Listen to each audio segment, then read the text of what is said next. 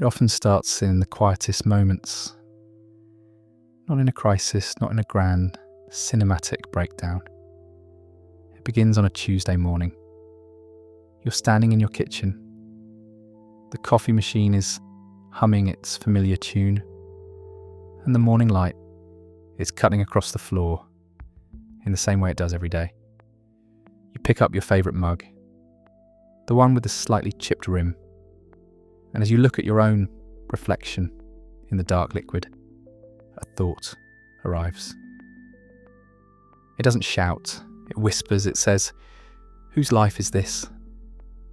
And for a fraction of a second, the person you see in your mind's eye, the one who goes to that job, who is in that relationship, who has those specific friends and those particular worries, feels like a stranger. A well-dressed, well-rehearsed stranger you've been studying for years. The feeling passes, of course. You shake your head, take a sip of coffee, and get on with your day. But the crack has appeared. It's the first sign that the architecture of your identity, the very blueprint you've been building from since you were a child, is beginning to show its seams. This isn't burnout. Burnout is exhaustion from playing your role too hard. This is the quiet, bewildering realization that you are playing a role at all. The clothes you wear, the title on your business card, the way you laugh at certain jokes, they suddenly feel like a costume. A very comfortable, familiar costume, but a costume nonetheless. And you, the real you, are the one underneath it all, quietly watching. This brings us to the next phase, which is a slow and strange kind of detachment. It's crucial to understand this isn't depression. Depression is heavy. It's the feeling of being crushed under the weight of your own story, trapped inside it. This is the opposite. It's a feeling of lightness, of floating just a few inches above your own life. You go to the meetings, you nod and say the intelligent things you're expected to say. You have the same conversations with your partner or your parents. But there's a new part of you online, an observer who's simply noticing it all unfold. You watch the character who shares your name navigate a difficult conversation, and you feel a sense of distant admiration, thinking, wow, they handled that pretty well. The emotional hooks that used to pull you into the drama are no longer catching. An insult that would have ruined your day a year ago now just floats by. An interesting piece of information. A success that would have filled you with pride now feels like watching a character in a movie achieve their goal. It's nice, but it's happening on the screen. What's really happening here is that reality is giving you a gift.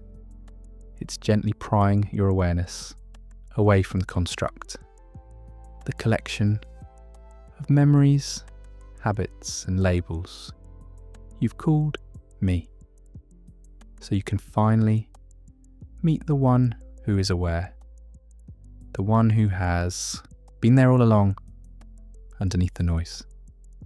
This is the consciousness that is looking out through your eyes. It is not the story, it is the silent reader of the story. And as this separation becomes more obvious, the story itself begins to lose its power, its solidity. It starts to feel transparent. You see the patterns, the predictable loops of behaviour in yourself and others, not with judgment, but with a kind of curious recognition. It's like finally understanding the rules of a game you've been playing your whole life without realising it. And here's where the real confusion sets in. This is the stage of unknowing. All your life, you've had answers. If someone asked who you are, you could give them a list. Your name, your job, your role in your family. your hobbies, your political views. You had a solid, dependable script. Now, those answers feel like lies. Not malicious lies, but just inaccurate.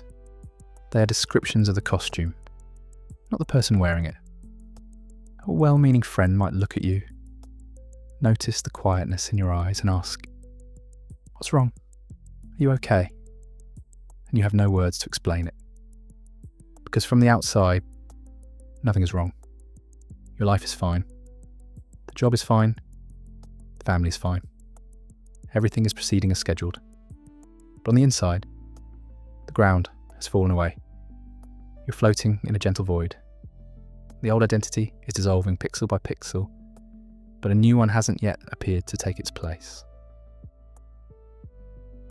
This is the part that can feel frightening. We are taught to fear the void, to fear the unknown. We are told to always have a plan, a goal, a 5-year projection of who we will become. To simply be in a state of not knowing feels like a personal failure, but it is the most necessary, most sacred part of the process. It is the clearing of the slate. The old structure, the one built on who you thought you should be, has to crumble. It has to dissolve into nothing before a new structure, one based on who you truly are, can begin to emerge from the silence. You're not broken. You're not lost.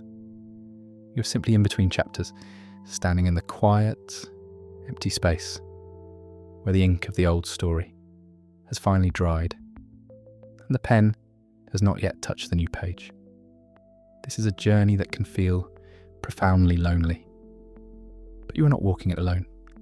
Many are waking up to this same quiet dissolving, this same strange and beautiful emptying out. By the way, our shared space of light and awareness is on its way to 100,000 people.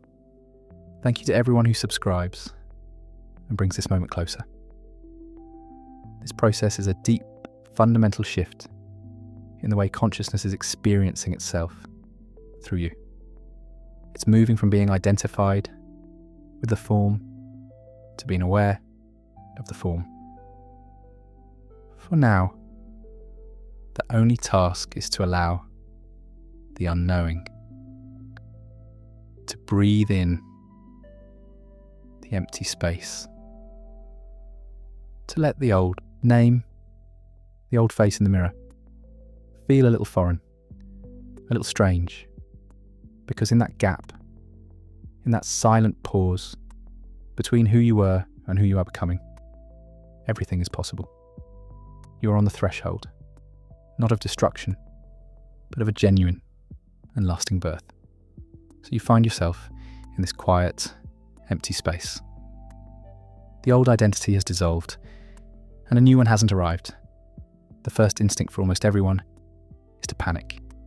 It's a primal human fear, the fear of being undefined, of having no story to tell. So we rush, we grab for the nearest available identity. We throw ourselves into a new, all-consuming job. We jump into a passionate, dramatic relationship. We adopt a new label, spiritual seeker, minimalist, entrepreneur, and cling to it like a life raft. We do anything to fill the void, to have an answer again when someone asks, "So what do you do?" Or, "Tell me about yourself." But this rush to fill the emptiness is the biggest trap of all. It's like clearing a field of weeds only to immediately plant the same weeds back in again. The real work, the most courageous work you will ever do, is to learn to live in the void, to allow yourself to be undefined for a while, to simply sit in the quiet discomfort of not knowing. Here's a way to navigate this space, not by building, but by listening. Think of it as keeping an identity journal, but not in the way you might imagine. This isn't a diary for your thoughts and feelings about the past. It's a logbook of present moment truths. At the end of each day, write down just 1 or 2 things that felt genuinely real genuinely yours. Not what you think you should have felt, but what you actually did. It could be something incredibly small. The warmth of the sun on my face for 3 seconds this afternoon. That felt real. Or in that entire meeting, the only thought that felt like mine was wondering what the bird outside the window was doing. It could be a moment of connection. When my friend and I laughed, not at a joke, but just from looking at each other. That was real. This practice isn't about defining who you are. It's about collecting sparks of authenticity. You are learning to distinguish the signal from the noise, the feeling of your own true resonance from the static of your old conditioning and social programming. As you do this, something remarkable begins to happen. As the old roles and labels continue to fall away, the good employee, the responsible child, the cool friend, you start to notice what remains. What is left when you are not performing for anyone, including yourself? These are your real anchor points, and you'll find they are not nouns. They are verbs. They are qualities of being. It's not your job title that remains. It's a deep, quiet love for creating order out of chaos. It's not your role as a parent that is your core, but an unshakable current of fierce protectiveness and compassion.